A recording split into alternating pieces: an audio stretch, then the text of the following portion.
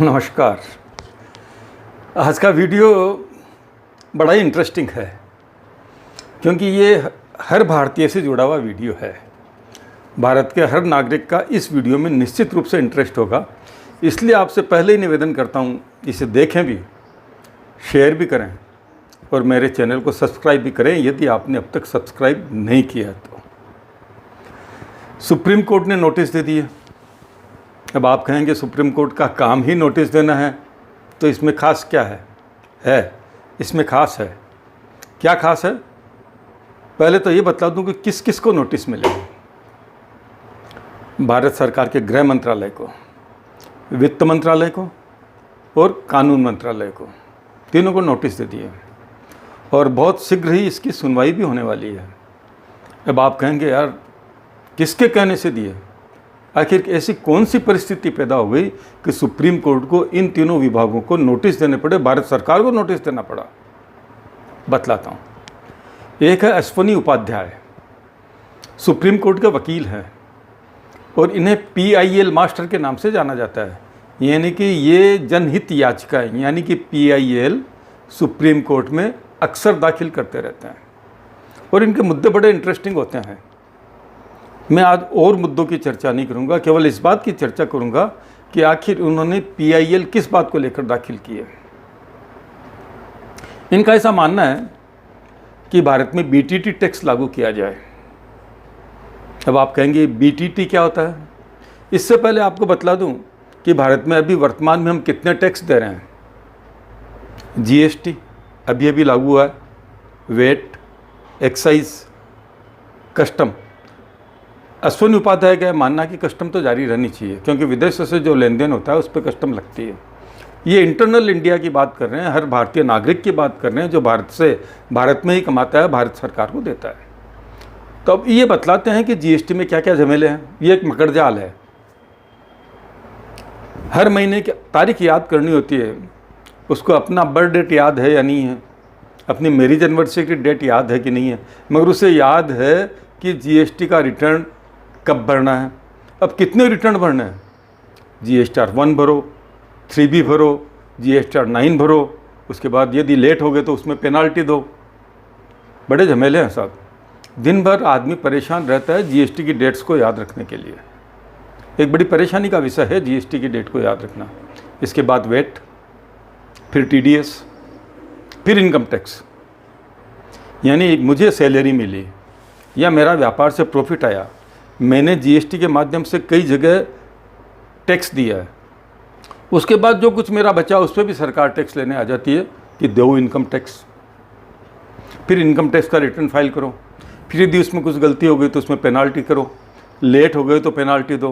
कोई रहम नहीं है सरकार की ओर से, क्यों लेट हुए, क्या कारण हुआ, को नो अपील नो दलील, बस पेनाल्टी जमा कराओ। तो इतनी तरह के टैक्स झमेले हैं। इसके लिए अश्वनी उपाध्याय कहते हैं कि इन सबसे मुक्ति दिलाने का सबसे सरल उपाय है BTT, यानी बैंकिंग ट्रांजैक्शन टैक्स।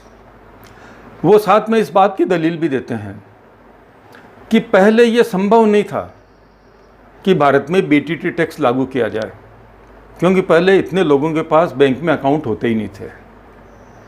तो बड़ी एक मुसीबत वाली बात होती। मगर आज इंडिया में छोटे से छोटा रोजगार करने वाला भी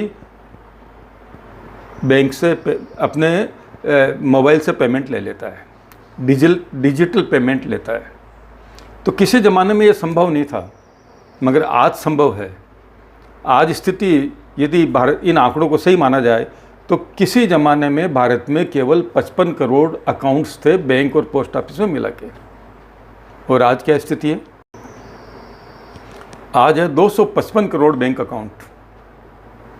55 करोड़ के मुकाबले में आज कितने अकाउंट है? 255 करोड़ बैंक खाते हैं। यानी कि हर परिवार में 3 से 4 खाते बैंक में है, 3 से 4 सदस्यों का खाता बैंक में है। ये आज भारत की स्थिति है। Aadhaar card, PAN card, voter card सब आपस में लिंक हो चुके हैं, यानी आपके हर ट्रांजैक्शन पे अब सरकार की नज़र है।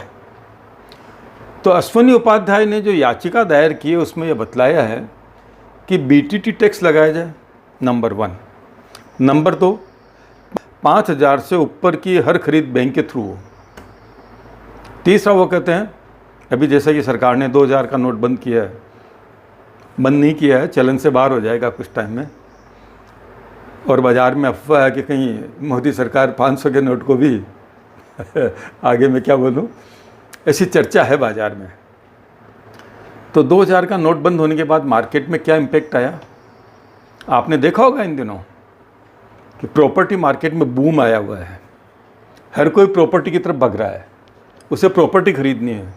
प्रॉपर्टी जिनके पास थे उनके वारे न्यारे हो गए हैं, खूब सौदे हुए हैं इन दिनों, और प्रॉपर्टी के भाव में बेतहाशा वृद्धि हुई है। आखिर क्यों? आप समझ जाएंगे कि 2,000 के नोट कहाँ जा रहे हैं। भाई लोगों ने बहुत कोशिश की, पेट्रोल पंप पे चलाया, ऑनलाइन पेमेंट में चलाया, और भी कई तरीके से जैसे जैसे हो सकता है मंदिर में चढ़ाया। अब और कहीं जगह बची नहीं है। अब यदि बैंक में जमा कराने जाते हैं तो आईडी दो, कारण बताओ कैसा कहाँ से आया। सरकार की नज़र है इन सब ट्रांजैक्शंस पे। मोदी जी कोई कदम उठाते हैं तो समझ जाइए कुछ कारण होते हैं, और जहाँ हमारी सोच ख़त्म होती है वहाँ से मोदी जी की शुरू होती है, ऐसा लोगों का मानना है। तो अश्वनी उपाध्याय ये कहते हैं यदि आप 5,000 से हर खरीद को बैंक के थ्रू होना का कंपल्सन कर दें, यानी 5,000 से नीचे की कोई भी आइटम है आप खरीद लीजिए, कैश में खरीद लीजिए, मगर यदि 5,000 से ऊपर का कोई भी है ट्रांजैक्शन आपका, तो उस पर बैंक थ्रू पेमेंट होने के लिए कंपल्सन कर दीजिए, और उसमें एक सिस्टम कर दीजिए। यहाँ देखो BTT अब यहाँ लागू होता है, बैंक ट्रांजैक्शन टैक्स, यानी जैसे ही इधर ट्रांजैक्शन हुआ, दुकानदार ने बिल बनाया, और इधर ऐसा सिस्टम लागू कर दिया जाए कि उसका 1% कट के या उस पर 1% जुड़ के कस्टमर से लेके इमीडिएट पेमेंट बैंक के थ्रू सरकार के खाते में। कोई GST रिटर्न नहीं भरना, कोई इनकम टैक्स नहीं देना, सब झमेलों से मुक्ति, कोई मकड़जाल नहीं। कितना आराम हो जाएगा यदि ऐसा हो गया तो। देखना है सुप्रीम कोर्ट में इसमें कब सुनवाई होती है, कब इसका फैसला होता है, सुप्रीम कोर्ट क्या कहते हैं। अभी जस्टिस चंद्रचूड़ हैं, जिनके बारे में हम सब जानते हैं कि वो काफ़ी प्रगतिशील विचारों के हैं, उनके जजमेंट्स लोग बड़ी गंभीरता से लेते हैं, उनका कई विवेचनाएं करते हैं उनकी। पर इसके बाद एक और सुझाव देते हैं वो कहते हैं 100 रुपये से ऊपर का नोट ही बंद कर दो। जो भी पेमेंट करना आप 100 रुपये के नोट में कर लो, क्योंकि 5,000 से ऊपर का पेमेंट यदि करना है तो बैंक से करना है। तो 100 रुपये का नोट रख के 100 रुपये से ऊपर का नोट रख के करना क्या है। उनका मानना है घूसखोरी समाप्त हो जाएगी, आतंकवाद खत्म हो जाएगा। मोदी जी बहुत बातें करते हैं, नोटबंदी के टाइम कहा था आतंकवाद समाप्त हो जाएगा। एक उदाहरण के द्वारा वो ये समझाते हैं, कुछ घटनाएं घटी, और ये जानकर आपको आश्चर्य होगा कि जिन लोगों के पास बंदूकें थी, देसी भाषा में बोल रहा हूँ मैं, राइफल बंदूक, उनकी एक एक की कीमत 10 लाख रुपए थी। अब जब रुपया होगा ही नहीं हाथ में, 10 से पेमेंट करना होगा, और बैंक से खरीद यदि 5,000 से ऊपर का पेमेंट है तो बैंक के थ्रू करना होगा, तो सरकार को उसी वक्त पता चल जाएगा कि किस व्यक्ति ने इस वक्त सैमसंग का मोबाइल 50,000 वाला खरीदा है, क्योंकि इमीडिएट बायर का नाम जाएगा, आधार कार्ड, वोटर पैन कार्ड सब लिंक है। तो सरकार उसी वक्त असेस करेगी कि जिस आदमी ने इतनी इनकम ही नहीं उसकी फ़ौरन खोज की जाएगी कि यदि इसने 50,000 का मोबाइल ख़रीदा है तो क्या इसके पास इतनी आमदनी है, यानी कि 2 नंबर का पैसा चलन से बाहर हो जाएगा। तो ये ताज़ा तरीन खबर मैंने सोचा कि आप लोगों तक पहुँचाऊँ। मुझे भी काफ़ी अच्छा लगा कि किसी ने ऐसा प्रस्ताव दिया है, और सुप्रीम कोर्ट ने याचिका को विचारार्थ स्वीकार कर लिया है, और फिर नोटिसेज इश्यू कर दिए है, और जहाँ तक मेरी जानकारी है शायद हियरिंग की डेट भी फिक्स हो गई है। अब देखना सुप्रीम कोर्ट का जजमेंट क्या होता है। साथियों, आपको ये प्रस्ताव कैसा लगा? आप क्या सोचते हैं इस प्रस्ताव के बारे में?